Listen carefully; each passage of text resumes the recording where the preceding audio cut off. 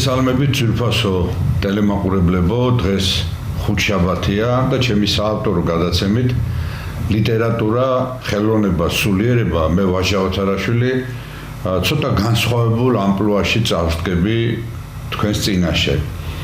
ქართული ტევეს ტელემაყურებლის წინაშე. ძველი სტილით გუშინ 25 მარტს 400 წელი შესრულდა მარტყოფის ულეველას ველზე ქართველთა გამარჯვებისა ყიზილბაშებზე, ყიზილბაშთა 30000-იან არმიაზე გიორგი სააკაძის დიდი მოურავის მეთაურობით. ეს უმნიშვნელოვანესი თარიღია საქართველოს ისტორიაში. ეს არის თარიღი, როდესაც ქართული გენის სიძლიერემ და ქართული გენის მხედართმთავრულმა ნიჭმა კიდევ ერთხელ დასცა ბეჭებზე შემოსეული ურჯულო. ყოველივე ამ დიდი ეპოპეის, ამ დიდი გამარჯვების, მე-17 საუკუნის პირველი მე-13-ის უდიდესი გამარჯვების მეთაური კი იყო ძალიან ტრაგიკული პიროვნება გიორგი სააკაძე. გიორგი სააკაძე, რომელმაც ყველაფერი შესწირა სამშობლოს და უფლის რწმენით ბოლომდე ქრისტიანი დარჩა. თვით გადახვეწილი ბოლოს ოსმალეთის იმპერიაშიც კი. მე დღეს მოვყვები მოკლე ისტორიას გიორგი სააკაძის პიროვნების შესახებ, მისი ფენომენის შესახებ, მისი როლის შესახებ საქართველოს ისტორიაში. დავიწყოთ გიორგი სააკაძის გვართა წარმოშობიდან. ქართული ისტორიოგრაფიაში პირველი სააკაძის გვარის კაცი იხსენება თამარის ეპოქაში, როდესაც ჯანზურაბ სააკაძეს თამარ მეფე, როგორც ერთგულად და თავდადებით ნამსახურებელ ყმასა, აჯილდოებს უამრავი ქონებით, მამულებით და ასე შემდეგ. უფრო ადრე უნდა ითქვას, რომ სააკაძეთა გვარის წარმოშობას უფრო ადრე ასახელებენ მეისტორიენი და კერძოდ ისინი უკავშირებენ ბაგრატ მე-4-ის ზოგიერთი ბაგრატ მე-3-ის პერიოდს. ბაგრატ მე-4 მოგეხსენებათ 1027-1072 წლებში მოღვაწეობდა და აქ სწორედ აი სააკაძეთა გვარის წარმომადგენლებს კლდეგარისა და თეგმის, როგორც ამ ისტორიულ საბუთშია თეგმის, ეს არის მდინარე თეძამი, თეძმის ხეობის და კლდეგარის აი ამ არეალის დღევანდელი ტერმინებით რო ვთქვათ, გუბერნატორებად, ანუ დიდ მოხელეებად ნიშნავენ. ქართულ ისტორიოგრაფიაში ასევე ცნობილია დონა სააკაძე. დონა სააკაძე მოღვაწეობდა ბაგრატ მე-5-ის პერიოდში, იგი იყო თბილისის ციხისთავი და როდესაც თემურ ლენგმა 1386 წლის 13-16 ნოემბერს აიღო თბილისი და დაატყვევა მეფე დედოფალი დონა სააკაძე იმეორებს ცოტნე დადიანის გმირობას და სადაც ჩემი მეფე დედოფალი მეციკდა ტყვეთ ჩაბარდება და მიუჯდება დატყვევებულ მეფეს და დედოფალს. შემდგომ ამისა ქართულ ისტორიოგრაფიაში მოჩანს იგივე ივანე სააკაძე. ივანე სააკაძეს უკვე არის მე-15 საუკუნე 1412-1452 წლები. ეს არის კავთისხევის მოურავად არის მოხსენებული, კავთისხევის მოურავი, რომელიც გულშარა დედოფლის სიგელ გუჯარების წიგნშია მოხსენებული და აი სწორედ ივანე სააკაძეს უკავშირდება ატენის ხეობის სოფელ ფელიდან, კიკანატბერიდან და ბობნევიდან სააკაძეთა საგვარეულო სახლის გადმოტანა სოფელ ნოსტეში. სოფელი ნოსტე მოგეხსენებათ კასპიის რაიონში მდებარეობს.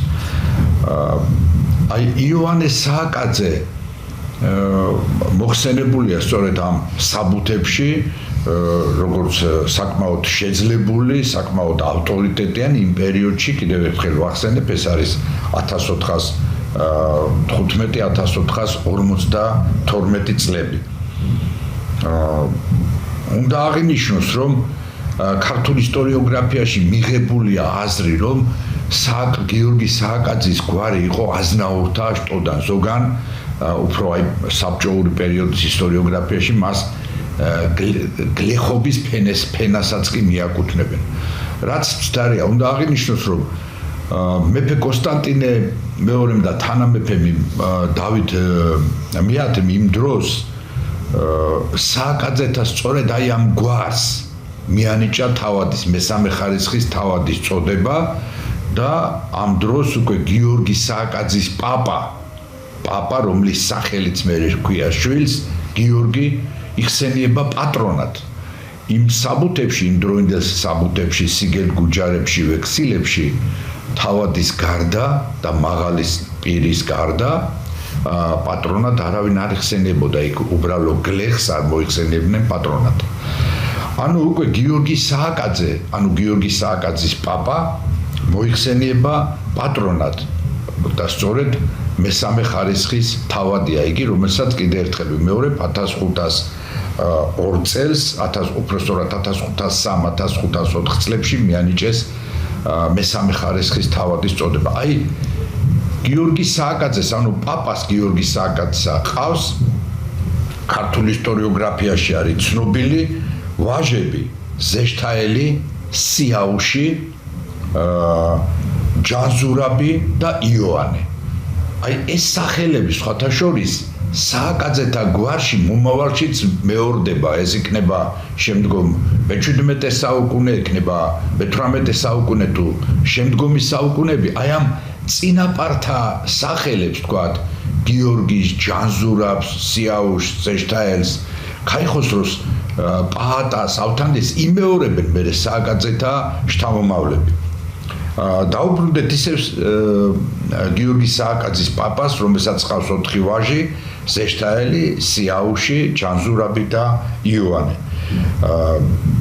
ჩვენთვის საინტერესოა სწორედ სიაუშ სააკაძე მამა გიორგი სააკაძისა, რომელიც გახლავთ საკმაოდ შეძლებული მოხელე იმდროინდელი ქართლის სამეფოსი, იგი მეფის მოურავიც არის დედაქალაქს და ამავე დროს სალაროთო ხუცესიც, იგი ერთგულად ემსახურება სიმონ მეფეს, სიმონ პირველს და საკმაოდ ავტორიტეტიან და წონიან ფიგურად მოჩანს სიაუშ სააკაძე. სიაუშ სააკაძეს ყავს 3 ვაჟი.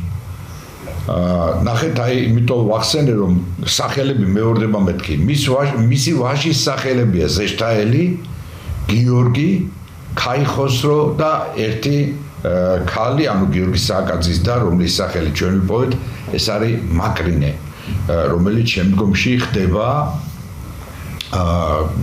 ლუარსაბ მეორის წმინდა ნაჩერაცხული წმინდა ლუარსაბ მეფის ბაგრატიონის მეუღლე 1611 წელს.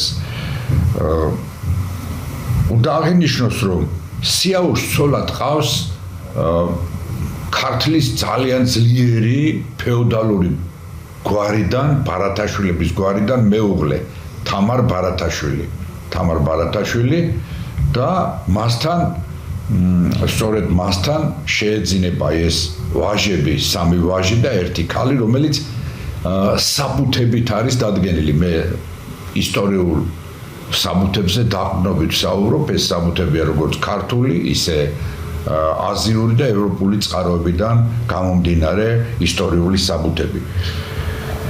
აქ არ შეიძლება არ აღვნიშნოთ ერთი მომენტი, რომ როდესაც გიორგი სააკაძის დაბადების თარიღზეა საუბარი, ქართულ ისტორიოგრაფიაში ძალიან ბევრი ლაფსუსი და შეცდომაა დაშვებული. შეცდომა დაშვებული ძველ ისტორიკოსებსაც, ახლა პლატონ იოსელიანს რო უამრავი ლაფსუსი აქვს თქვათ რიცხვებთან, თარიღებთან დაკავშირებით, ეს ყველასთვის ცნობილია. უნდა ითქვას, რომ გიორგი სააკაძის დაბადების წელი შეცდომით აქვს ზოგს მითითებული 1580, ზოგს 1582 და ასე შემდეგ. გიორგი სააკაძე სინამდვილეში დაბადებულია 1572-73 წლებში. ახლა რა გვაძლევს ამის საფუძველს? ამის საფუძველს გვაძლევს სიმონ პირველის, სიმონ მამაცი მეფის, ხმალჩაუღებელი მეფის, რომელიც სამწუხაროდ ჯერ ირანელებმა დაატყვევეს, ბოლოს კი ოსმალებმა დაატყვევეს და იქ 9 სართულიანი ყალას ციხეში იჯდა კონსტანტინოპოლში, სტამბოლში, დღევანდელ სტამბოლში და იქვე გარდაიცვალა 1603 წელს. სიმონ პირველის სიგელ გუჯარი, რომელიც თარიღდება 1594 წლის 8 აგვისტოში, იქ უკვე მოხსენებულია გიორგი სააკაძე, როგორც ერთგულად და თავდადებით ნამსახურები ხმა სიმონ პირველისა და უშიშარი მებრძოლი. ანუ წარმოიდგინეთ, რომ გიორგი სააკაძე ამ დროს არის უკვე ცოლიანი, რადგანაც იქ მომავალიც წერი, ანუ მისი შვილი ავთანდილი დაბადებულია უკვე, ანუ არა უგვიანეს 1594 წლის 8 აგვისტოში, ანუ პირველი ვაჟი, უფროსი ვაჟი ავთანდილ სააკაძე უკვე დაბადებული. ანუ გიორგი სააკაძე ამ დროს არის სადღაც 21-22 წლის ვაჟკაცი რაინდი და წარმოიდგინეთ, როგორი გამორჩეული და როგორი შემართული, დახვეწილი მეომარია, რომ სიმონ მეფეს თვითონ მამაცი და ხმალჩაუღებელი მეფე აჯილდოებს ერთგულად და თავდადებით ნამსახურებ ხმასა სააკაძესა, გიორგისა და მის თავმოვალთა და ასე შემდეგ. ამიტომაც გიორგი სააკაძის დაბადების თარიღი აი სწორედ 1572-73 წლებია და არა 1580, ანუ 85 წლები, ესე იგი მაშინ გამოდის, რომ 13-14 წლის ბიჭს უკვე ცოლშვილი ყოლია და ხმალჩაუღებელი იბრძოდა, რაც სინამდვილეს არ შეეფერება. ეხლა ეს გამოიწვია იმან, რომ მიტროპოლიტ იოსებ თბილელის შესანიშნავ ისტორიულ პოემაში, ისტორიულ-ლიტერატურულ თეოლოგიურ პოემაში დიდმოურავიანში არის ესეც წრიქონები, რომ 20 წლის მამამ მიმართვა, ის იყო 13-ამდე, როდესაც სიაუш სააკაძე გიორგი სააკაძეს ლუარსაბ მეფეს წარუდგენს. ესეც შეგნებულად ხდება, რადგანაც მერე გიორგი სააკაძის დაზე დაქორწინების მომენტი ლუარსაბ მეფის სიჭაბუკეს და უასაკობას მიაწერონ, რაც უდიდესი შეცდომა. აი სწორედ ლუარსაბ მეფე, თუ ჩვენ დავუმატებთ გიორგი სააკაძის დაბადების თარიღს იმ 7 წელს, რაც არის განსხვავება, სწორედ ამ პოემიდან გამომდინარე 20 წლის მამამ მიმართვა, ის იყო 13-ამდე, ანუ 7 წელი, სწორედ 1580 წელი ყოფილა ლუარსაბ მეურის, ლუარსაბ მეფის დაბადების თარიღი და შესაბამისად, როდესაც გიორგი მეათე გარდაიცვალება, სწორედ ასაკოვანი ახალგაზრდა ჭაბუკია, მაგრამ არ არის ისეთი ვთქვათ ბავშვი და ყმაწვილი, როგორცაც ხატავენ ზოგიერთები. და შესაბამისად, კიდევ როდესაც გიორგი სააკაძის და ცოლად მოყავს მაკრინე, იგი სადღაც 25-26 წლის ყმაწვილია და შეიძლება ცოტა მეტის. შეიძლება არ გავიხსენოთ, ძალიან მოკლედ საუბრობ, სხერტის ჭალის და ტაშისკარის ომები, რომელიც გიორგი სააკაძის დიდ მხედართმთავრული ნიჭის უკვე პირველი გაფრწყინება და შეიძლება არ აღნიშნოთ, რომ აი ამ პერიოდში ქართლის და კახეთის სამეფოები არიან საკმაოდ მტერ შემოხვეულები, აი გარშემო ორი დიდი გველეშაპი უცხადებს ჩაყლაპას. აქედან ირანის იმპერია, იქიდან ოსმალეთის იმპერია. ფაქტიურად ამასიის ზავის 1555 წლის ამასიის ზავის შემდეგ მოგეხსენებათ, რომ აღმოსავლეთ საქართველო არის სავასალოდ გამოცხადებული ირანისა, ხოლო დასავლეთ საქართველო ოსმალეთის იმპერიის. ისე რომ ქართველებს და ქართულ სახელმწიფო და მესვეურებს არც არავინ არ შეეკითხა და მოგეხსენებათ, რომ მას შემდეგ რაც კონსტანტინოპოლი დაეცა 1453 წლის 29 მაისს და ხოლო შემდეგ უკვე 1475 წელს ყირიმის სახანო ვასალად გამოცხადდა ოსმალეთსა, საქართველოს საერთოდ ჩაეკეტა გასასვლელი, ფართო გასასვლელი შავ ზღვაზეც, ევროპისკენაც და ასე შემდეგ და დარჩა მარტო ამ ორი იმპერიის ხახადაღებული გველეშაპის ამარა. და აი 1609 წელს თრიალეთიდან ფარულად შემოდის ოსმალო თათარხანის ლაშქარი. თათარხანი, რომელსაც ქართულ ისტორიოგრაფიაში გლისტყაოსნებათაც მოიხსენიებენ. უნდა ვთქვათ, რომ აქ თათარხანის ლაშქარი, ანუ გლისტყაოსნები ბევრი არ არის, ეს არის 60,000-იანი ლაშქარი, სადაც ეს თათარხანის ლაშქარი სადღაც 2-3,000 კაცია. მაგრამ ქართულ ისტორიოგრაფიაში ასეა ჩაწერილი ოსმალო თათარხანის ლაშქარი, საკმაოდ დიდი ლაშქარი, რომელიც თრიალეთიდან უცბად თავს დაადგება ცხირეთს მყოფ მეფე ლუარსაბ მეორეს, რომელსაც ახლავს თან ქართლის მოურავი და უერთგულესი თანამებრძოლი ლუარსაბ მეორისა, ფაქტიურად ლუარსაბ მეორის გამზრდელი გიორგი სააკაძე. აქვე უნდა აღინიშნოს, რომ გიორგი სააკაძე ამ პერიოდში 1609 წლამდე საფუძველს უყრის ქართლის სამეფოში პირველ სპეცრაზმს, თუ შეიძლება ასე ითქვას, აი პიეტრო დელავალე, დიდი იტალიელი მისიონერი, პილიგრიმი და ისტორიკოსი და პოლიტიკოსი, პოეტი, სწორედ სპეც მილიციას უწოდებს, ძველ იტალიურში ასეა სპეც მილიციას უწოდებს გიორგი სააკაძის ამ რაზმებს, რომელიც მან შექმნა ქართლში არსებული სოფლებიდან, აი კავთისხევი, ნოსტე, ზემო ხანდაკი, ერთაწმინდა, ახალქალაქი, აქეთ მტკვრის გარშემო მარჯვენა მხარეს მყოფი სოფლები, კასპის ზემოთ უკვე ლამისყანა, ქვემოჭალა, სამთავისი, ოკამი, აღაიანი, აი ამ სოფლებიდან მან შექმნა სპეციალური რაზმი ქართლელებისა, რომლებსაც ასწავლის ცხენის ქვემოდან შუბის ტყორცნას, ისრის სროლას, თოფის ხმარებას, თოფშიმშერის ხმარებას, ხმლის ბუნებრივია, რომ მაშინ უმთავრესი იარაღი იყო, ხმალი ჯერ კიდევ არ იყო შემოსული, ცეცხლსასროლი იარაღი ისე მასობრივად და აი ეს მისი გაწვრთნილი რაზმი სწორედ 1609 წელს, როდესაც შემოვა ოსმალო თათარხანის ლაშქარი, უდიდეს ბრძოლებს გამოუცხადებს ამ ოსმალოთა ჯარს. პირველი ბრძოლა მოხდება სხელტისჭალასთან, მოგეხსენებათ და სხელტისჭალასთან დაამარცხებს ნაწილს, არიერგრადულ ნაწილს ოსმალებსა, ხოლო შემდგომი ბრძოლა 1609 წლის ივნისის 21-ში იმართება ტაშისკართან, ეგრეთ წოდებულ ნახვეტარას ველზე მტკვრის პირას.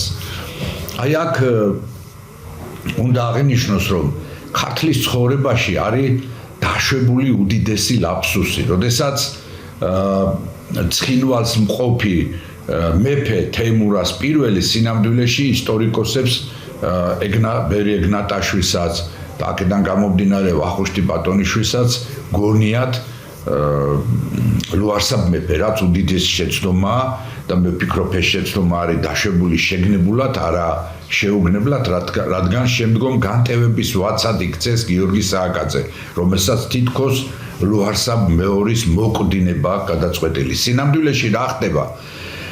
შაჰ-აბასის აგენტურა ამ უჭკვიანესი და ვერაგი მეფისა მუშაობს საქართველოში, რომელსაც მოსყიდული ყავს იმდროინდელი ქართველი ფეოდალური მაღალი გვარის წარმომადგენლები, როგორებიც არიან შადიმან ბარათაშვილი, ფარსადან ციციშვილი, ქაიხოსრო ჯავახიშვილი და ყველაზე მთავარი ბერუკა ჯავახიშვილი ეს არის მოღალატე ფიგურა, რომელიც თავის დროზე ჯავახიშვილების გვარმა გამოაძევა სოფელ ხოვლედან, მოგეხსენებათ სოფელი ხოვლე იყო სატახტო სოფელი ჯავახიშვილებისა იმ დროს, როგორც ვთქვათ, სოფელი ქვემოჭალა ამილახრების სატახტო სოფელი იყო, როგორც სოფელი მუხრან ბატონებისა და ასე შემდეგ. აი ბერუკა ჯავახიშვილი ყავს მოსყიდული შაჰ-აბას და ამ ფეოდალურ აგენტურას შაჰისა და როდესაც იგი იზრდება თვითონ გიორგი სააკაძის სახლში, პაატა სააკაძესთან, ავთანდი სააკაძესთან, იორამ სააკაძესთან, დავით სააკაძესთან ერთად იგი მოიგონებს სიცრუეს, სიყალბეს, ტყუილს და ლუარსაბ მეფეს მიუტანს ამბავს, რომ ვითომ გიორგი სააკაძეს მისი მოკვლა უნდა და მეფობა უნდა. ხოლო შემდგომ ამისა, როდესაც გაიმართება სასამართლო უკვე მოვლენებს წინ გაუსწრებ 1620 წლის აპრილში ქაიხოსრო ჯავახიშვილსა და გიორგი სააკაძეს შორის და გიორგი სააკაძე ეკითხება რომ და რატო დამესხით თავს, რატო მიღალატეთ, მე ხო არაფერი დამიშავებია თქვენთვის, ჯავახიშვილებისთვის, ციციშვილებისთვის, მარათაშვილებისთვის.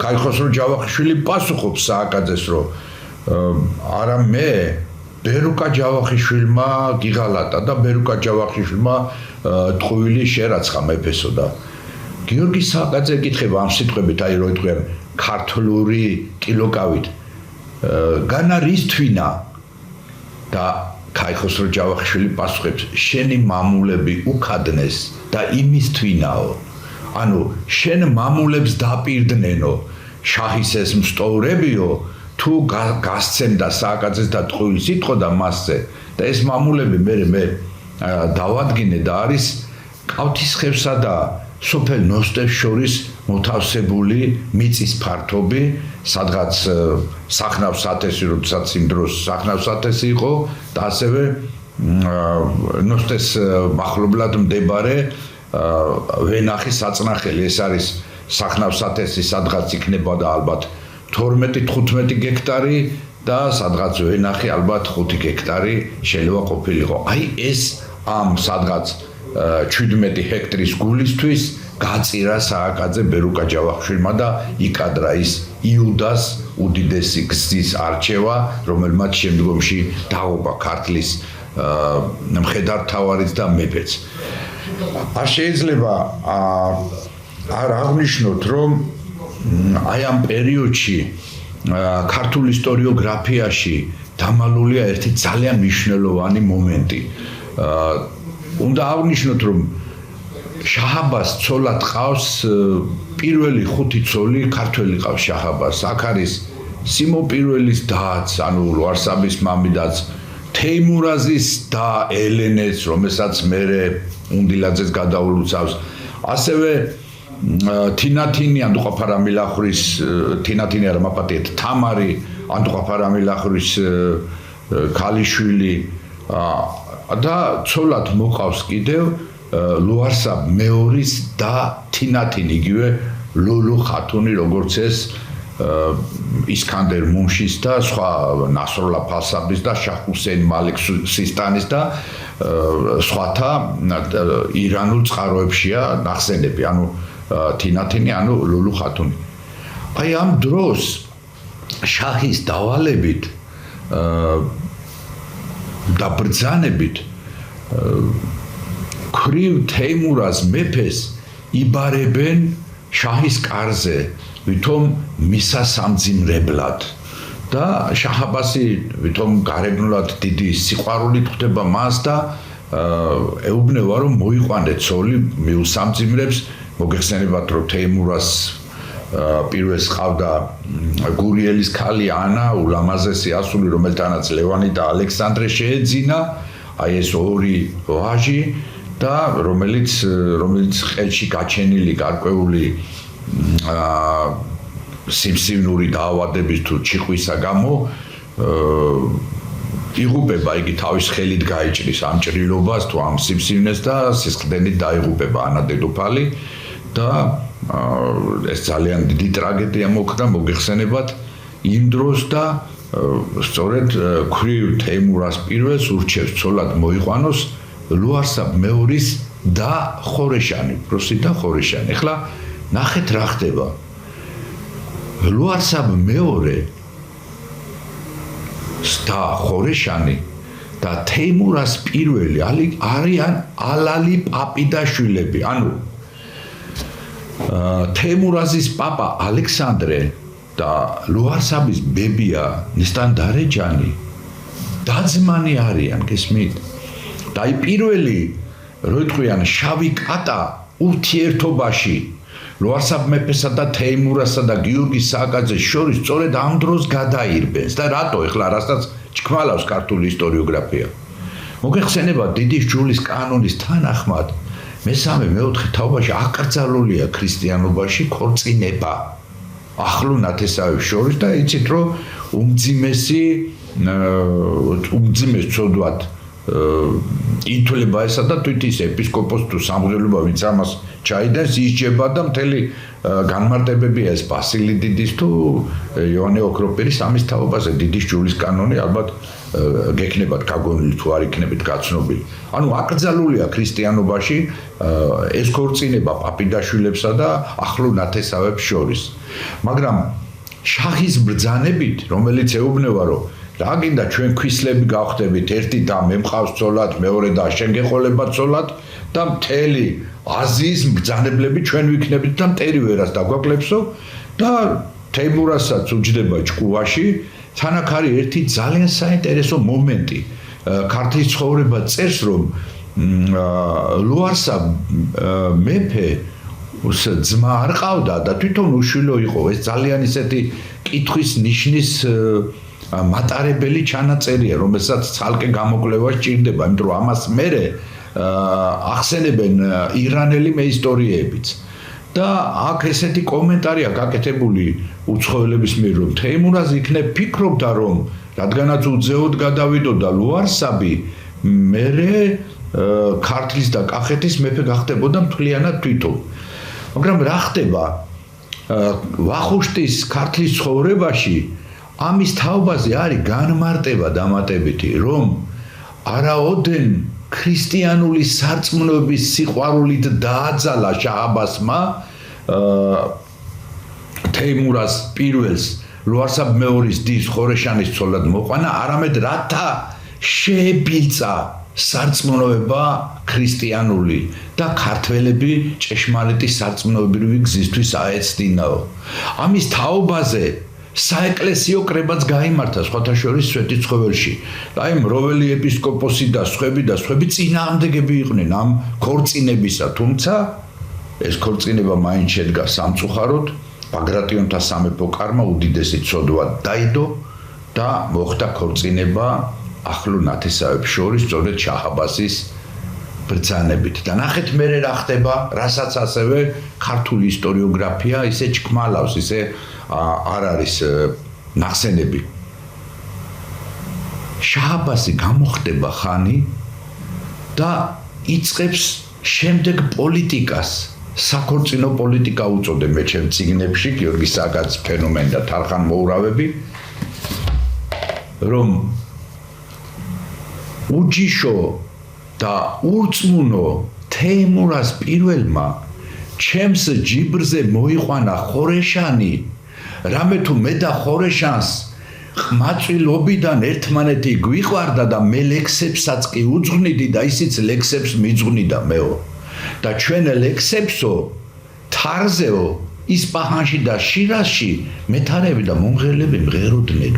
ჩვენი მიჯუნრობის შესახებ ლეგენდები დადიოდა მთელ ირანის იმპერიაში. წარმოგიდგენიათ? ვითომ ხორეშანს ლუარსაბის დას უფროს და შაჰ-აბას ერთმანეთი უყვარდა და შაჰ-აბასის ჯინაზე მისი ბავშვობიდან თუ სიჭაბუკის წლებიდან არსებული შეყვარებული მოიყვანა თეიმურაზმა და ქრისტიანული წესი დაარღვია. წარმოგიდგენიათ? აი ეს მთელი ირანული ისტორიოგრაფია და შემდგომი მეისტორიენიც ეს იქნება, ვთქვათ, ჰამერი, ალენი თუ სხვები და სხვები, მე უკვე ევროპელ ისტორიოგრაფებზე ვამბობ, ამას ხაზგასმით ამბობენ, რომ შაჰ-აბასი დაიბოღმა ამის გამო, რომ მისი შეყვარებული მოიყვანეს ცოლად და სწორედ კახეთზე შემოსევა ამიტომ განხორციელდა, რომ წაერთმია თეიმურაზ მეფისთვის თავისი სიჭაბუკის ერთადერთი სიყვარული. აი ასეთი ინტერპრეტაცია აქვს უკვე აზიურ ისტორიულ წყაროებში, რომელსაც ასევე ანარეკლი აქვს ევროპულ ისტორიულ წყაროებში, აი ამ ქორწინებას ხორეშანსა და თეიმურაზ პირველს შორის. გიორგი სააკაძე ბუნებრივია წინააღმდეგი წავიდა ამ ქორწინებს და რატო? მე მინდა ბევრი რამე მოვასწრო და ამიტომ ვიტყვი, რომ გიორგი სააკაძის გვარში ძალიან ბევრი სასულიერო მოღვაწეა. ამ დროს გიორგი სააკაძის ერთი ვაჟი დავითი უკვე არის ქვათახევის მონასტერში მიყვანილი მორჩილად. აი ამ პერიოდში ხოლო შემდგომ უკვე ბერად აღიკვეცება და ეს ის დავით სააკაძეა, რომელიც მომავალში 1625 წლის 1 ივლისს მარაბდის ველზე გმირულად იღუპება საეკლესიო საეპისკოპოსო ჯართან ერთად თავის მოძმე ბერებთან ერთად, ქართველ ბერებთან ერთად ქვათახევის მონასტრისა და ქართლისა. აქ არ შეიძლება არ აღნიშნოთ კიდევ ერთი მომენტი, როდესაც გიორგი სააკაძეს აბრალებენ ლუარსაბ მეორის ღალატს და ვითომ ეცილებოდა ტახტში და ასე შემდეგ. ეს არის აბსოლუტური სისულელე, რომელიც შემდგომ პერიოდში მოღვაწე ქართლის კათოლიკოსმა ბესარიონ ორბელაშვილმა ბარათაშვილმა ცასახად გამოხატა თავის უნიკალურ ჰაგიოგრაფიულ ნაწარმოებში, რომელსაც ქვია წამება წმინდისა მეფისა, ლუარსაბისა, შაჰაბაზ სპარსელთა ყეენისა მიერ. ანუ მოკლედ რო ვთქვათ, მარტვილობა წმინდა ლუარსაბ მეფისა. მე კიდევ ერთხელ დაუბრუნდები, მე გამომრჩა ერთი მომენტი, მე კიდევ ერთხელ დაუბრუნდები ხორეშან ბაგრატიონის, ლუარსაბ მეორის დის და თეიმურაზ პირველის ქორწინების მომენტს. ეს რომ არაკანონიკურია და ქრისტიანობისათვის მიუღებელია, ეს კარგად ჩანს შემდგომ ფაქტში, შემდგომ ისტორიულ საბუთებში, რომელიც მოყვანილი მაქვს, მე აღარ მახსოვს პირველ ტომში თუ მეორე ტომში, უბრალოდ პირველ ტომში თუ არ ვცდები, გიორგი სააკაძის ფენომენი. როდესაც 1619 წელია ეს ამბავი, აი ხორეშანის და თეიმურაზ პირველის ქორწინება, რომლის წინააღმდეგია გიორგი სააკაძე, წინააღმდეგია ქართული ეკლესიის გარკვეული ნაწილი, სიმართლის მოყვარული ნაწილი, დიდი გამოხმაურება პოვა მთელ მსოფლიოში, მთელ საქრისტიანოში. ამის თაობაზე საქართველოს ჩამოდის იმდროინდელი იერუსალიმის პატრიარქი, რომელიც ითვლება მსოფლიო პატრიარქად. ეს არის 1619 წელი, ჯერ დასავლეთ საქართველოს ჩამოდის, მოგზაურობს დასავლეთ საქართველოს ეკლესია მონასტრებს მოივლის და შემდგომ გადმოდის უკვე აღმოსავლეთ საქართველოში 1619 წელია და მიადგება თეიმურაზ და ხორეშანს სასახლეში და ჯვარის აყრას მოითხოვს, ეს არის თეოფილეს მესამე. თეოფილეს მესამე, რომელიც იერუსალიმის პატრიარქი, რომელიც ჯვარის აყრას მოითხოვს და იტყვის, რომ ეს არის დაუშვებელი ახლო ნათესავებს შორის ქორწინება და ჯვარი უნდა აყაროთ, რადგანაც დიდი შულის კანონის თანახმად ეს არის უდიდესი ცოდვა. და რა ხდება? მხოლოდ დიდი ქთამის საფასურად თვალს ხუჭავს იერუსალიმის პატრიარქი ამ ფაქტზე და როგორც მე ისტორიენი წერენ, აი დოკუმენტებში, ისტორიულ დოკუმენტებში, თეიმურაზ მეფე, თეიმურაზ პირველი შუქნის დიდ ოქროს თასს, უზარმაზარ ოქროს თასს, რომლის დაკავება ერთ ადამიანს უჭირდა ოქროს თასი პირამდე თვალ მარგალიტით სავსეს. ეხლა ეს ამბავი საიდან გახმაურდა? დოსითეოს მესამის შემდეგ იერუსალიმის პატრიარქია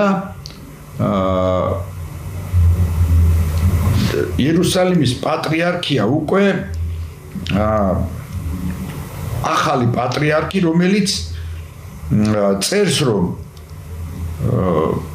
ეს თასიო, არა, თეოფინეს მესამეს შემდეგ პატრიარქია დოსითეოს მეორე, რომელმაც გაახმაურა ეს ფაქტი. და რატო? თეოფინეს მესამემ იერუსალიმის პატრიარქმა ეს ოქროს თასი, უზარმაზარი თასი და ეს ოქროვერცხლი პირთამდე სავსე თასი წამოიღო და მოდის იერუსალიმში. ეხლა მაშინ თვითმფრინავი და ის არ იყო, რა ქვია, ტრანსპორტი, ხო?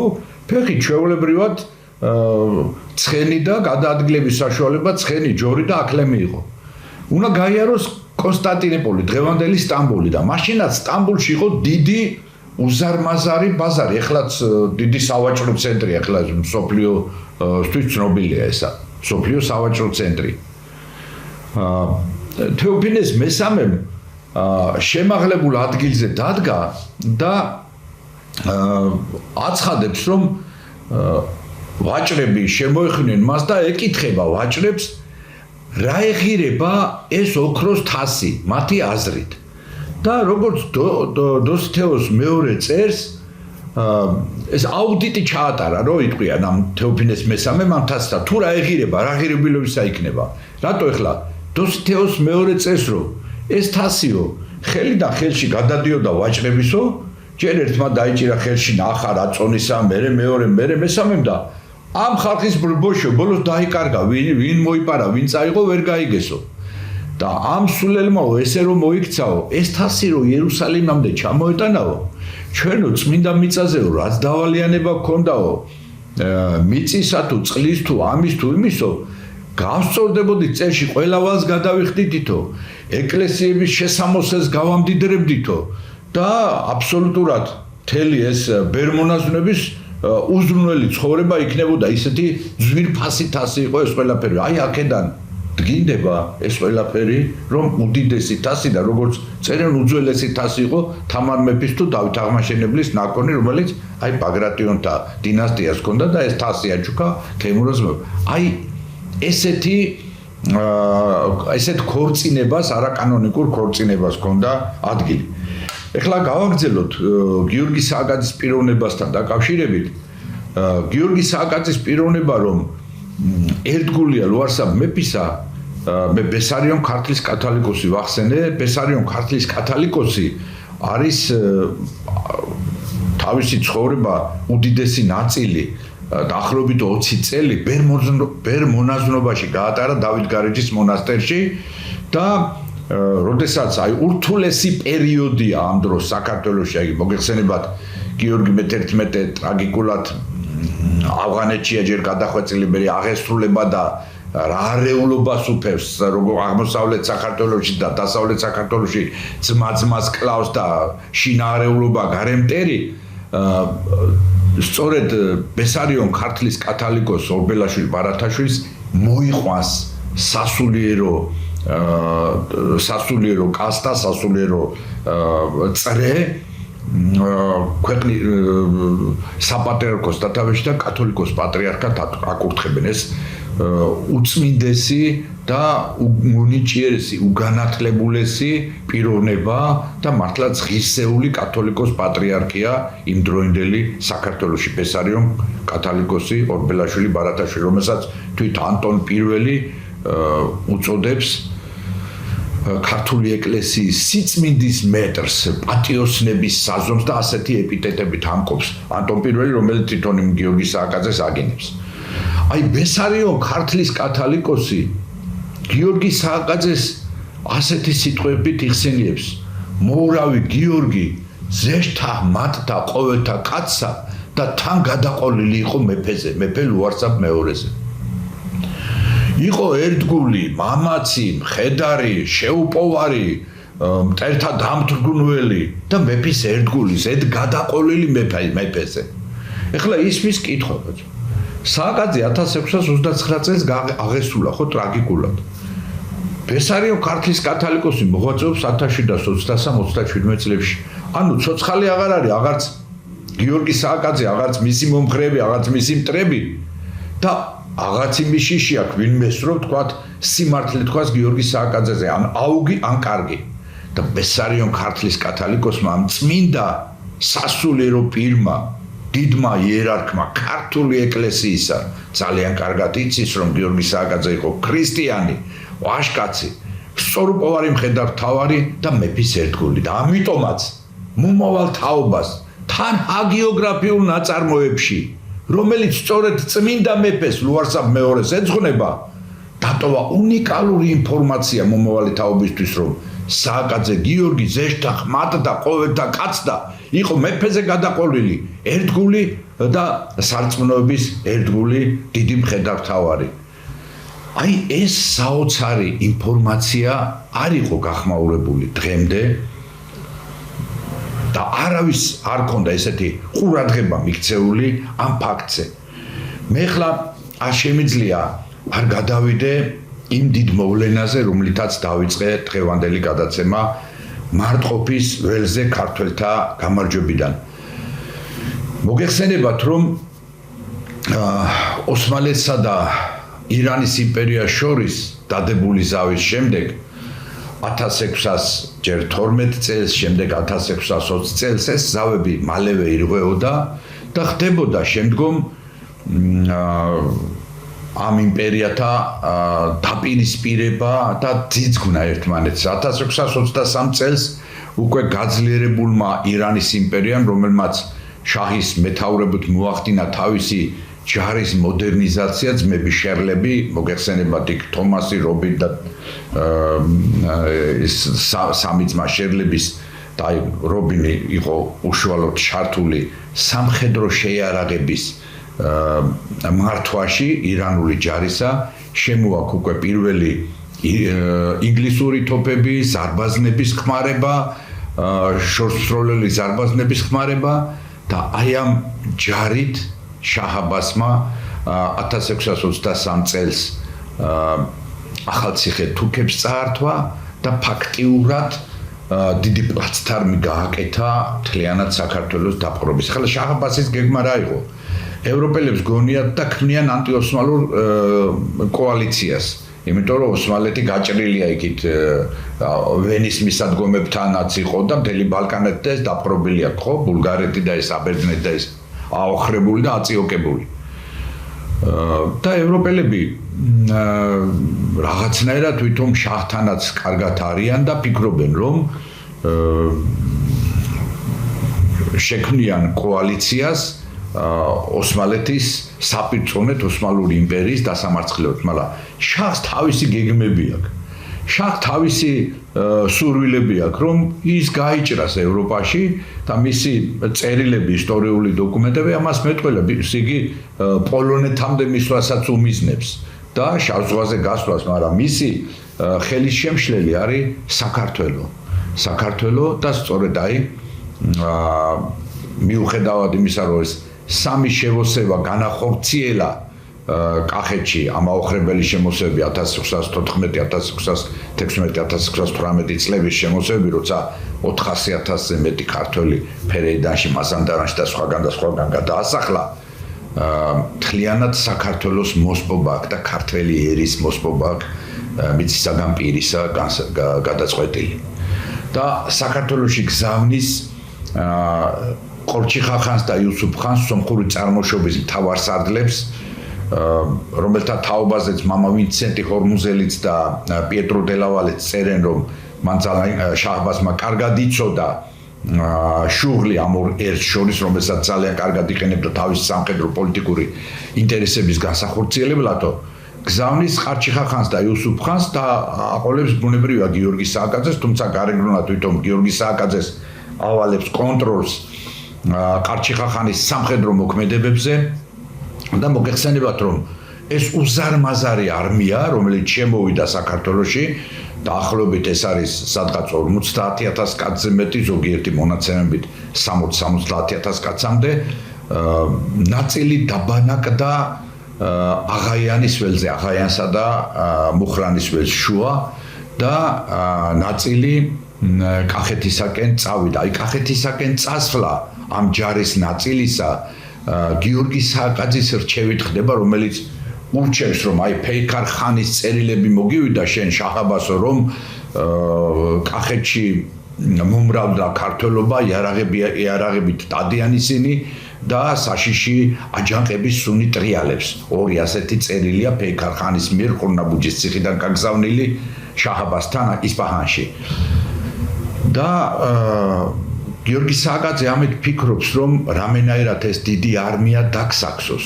თუმცა სპარსელებსაც თავის გეგმა აქვს და აღაიანის ველზე იბარებენ კახელებს, კახეთთა ლაშქარს, თვითონ ისინი აპირებენ დასავლეთ საქართველოში იმერელების დასჯას, იმერეთში ლაშქრობას, მაშინ გიორგი მესამეა იმერეთის მეფე და იბარებენ აღაიანის ველზე, იქ დგა კარავი, შედის თითოეული ჯარისკაცი ქართველი და მეორე მხარეს დგა ჯალათი, რომელიც თავს ყვეთავს, თვითონ საჩუქრები უნდა დაურიგონ. და ამ ამბავს, ამ შეთქმულებას ქართული კახური ჯარის წინააღმდეგ გასცემს გიორგი სააკაძე. და უკვე ეს ამბავი გახმაურდება არა ღიად, მაგრამ შაჰაბას უკვე აცნობენ რომ აი ეს გეგმა ჩვენი გეგმა ქართველების გაწყვეტისა, კახეთის ჯარის გაწყვეტისა გასცა გიორგი სააკაძემ და მალე მსრბოლელი უკვე მოდის იქიდან შაჰაბასთან და როგორც ჩანს, როგორც ისტორიული წყაროები მეტყველებენ, ზოგიერთი იდიოტი რო წერს, რომ აი შაჰის წერილი დაიჭირა ლოჭინის ხევში და იმის მერე გადაწყვიტა მარტყოფის აჯანყების მოწყობა. ეს არის სისულელე. აი დღეს მობილურების ინტერნეტის პერიოდში დავდგეთ ახლა და იმ პერიოდში როდესაც მანქანა ჯიპი იქნება თუ მსუბუქი მანქანა არავის არ უჭირს. მოდი აბა ერთ დღეში, გინდა ორ დღეში, გინდა სამ დღეში 10,000 კაცს შევკრიბოთ მარტყოფის ულეველას ვეზე, ეს ხო შეუძლებელია. თან შეიარაღებული საქართველოს სხვადასხვა კუთხიდან. აი გიორგი სააკაძეს როგორც ჩანს თვითონ ისპაჰანშიც, სპარსეთშიც შაჰის კარზე წყავს თავისი აგენტურა, რომლებიც აცნობებენ, რომ შაჰმა სპეციალური ბრძანება გამოსცა შენს მოსაკლავად. და ყურადღებით უთვალთვალებს სწორედ ამ შიკრიკის მოსვლას გიორგი სააკაძე, ამ შათირის მოსვლას ლოჭინის ხევში. ეს არ არის შემთხვევითი, რომ გიორგი სააკაძე დღე-დაღამე აკვირდება, ხო არ მოვიდა მალე მსრბოლელი, ახლა მაშინ არ იყო ინტერნეტი და ისა წერილი და რა ქვია თვითფრინავი. და მალე მსრბოლელს ცხენით უნდა მოერტანა ეს. და ამის გარდა ყველაზე მთავარი რითაც მოახდინა გიორგი სააკაძემ მარტყოფის აჯანყება. ეს არის პიეტრო დელავალეს უნიკალური რელაციები რომის პაპისადმი, რომელიც დათარიღებულია 1620 წლით. 1620 წლით რომის პაპი ამას ღებულობს 1621 წლის თებერვალში, 23 თებერვალს, სადაც პიეტრო დელავალე პირდაპირ წერს რომის პაპს, რომ გიორგი სააკაძე აპირებს შაჰ-აბასის იმპერიის დამხობას, ირანელებზე შურის ძიებას, რადგანაც მათ შეურაცხეს და დააპატიმრეს ქართველთა დედოფალი ქეთევანი და დაასაჭურისეს ორი ბაგრატიონი უფლისწული, ლევანი და ალექსანდრე. და ჩვენ ქართველები ამას არ ვაპატიებთ. დავამხობთ ამ იმპერიას და წარმოიდგინეთ ეს 5 წლით ადრე მარტყოფის ველზე გამართული ბრძოლიდან. ანუ გიორგი სააკაძე უკვე ემზადება ამ ბრძოლისთვის და ქართველ თავადებს აჩვენებს რას? შაჰის ბრძანება გამოდის, რომელიც ეხება ქართულ მიწებს. მოგეხსენებათ, რომ ფეოდალებიც ფლობენ გარკვეულ მიწებს, ხო? ეს იქნება ამილახრები, იქნება ციციშვილები, იქნება ერისთავები, იქნება ჯავახიშვილები და ასე შემდეგ. თუ შაჰის ბრძანება არ არის, დღევანდელი ტერმინებით რო თქვა, რეესტრში გატარებულად არ ითვლება. ანუ შაჰის ბრძანება და შაჰის ბეჭედი უნდა იყოს, სადაც ეწერება მონა შაჰისა, თქვა ჯავახიშვილი გაიყოს რო. თქვა მონა შაჰისა რაღაც ანდუყაფა რამილახვარი და ეკუთვნის ესა და ეს მიწა. და აღმოჩნდა რომ თუ შაჰ-აბასი არ დაამტკიცებს ამას, მთელი მიწაწყალი ქართკახეთის არის შაჰის სამფლობელოსი. და აი ამ ძალამ და ამ შიშმა მიწათა წართმევის და იმ რეალობამ, რაც იმ დროს საქართველოში ტრიალებს და იმ დიდმა მუშაობამ, გიორგი სააკაძესა გაბედულმა მუშაობამ, დიდმა თავგანწირვამ, რომელმაც თავისი 21 წლის შვილი, იქ ფილმში როა 10-12 წლის ბიჭი არ არის, პაატარი 21-22 წლისა, იმიტომ რომ პაატა სააკაძე დაბადებულია 1604 წელს. 1604 წლის დასაწყისში და აი სწორედ 21 წლის ვაჟკაცს წამებით კლავს შაჰ-აბასი. მანამდე პაატა სააკაძე ითხოვს რომ წმინდა მარიამის ღვთისმშობლის ხატთან ილოცოს. ილოცებს და წამებით კვეთენ თავს. ჩემის აზრით, წმინდანად შესარაცხია ქართული მართლმადიდებლური ეკლესიის მიერ პაატა სააკაძეც და თეიმურას პირველის წამებული ვაჟებიც, ლევანიც და ალექსანდრეც. და საერთოდ უნდა ითქვას, რომ გიორგი სააკაძე ბოლომდე რჩება ქრისტიანი. და აი მარტყოფის ველზე საოცარი ამბავი ხდება. გიორგი სააკაძემ მარტყოფის ველზე შეკრიბა სრულიად საქართველო. ამას უკვე თურქული წყაროები, ოსმალური წყაროები, მუსტაფა ნაიმა, ქათრიმ ჩელები წერენ თავის ისტორიულ საბუთებში, რომ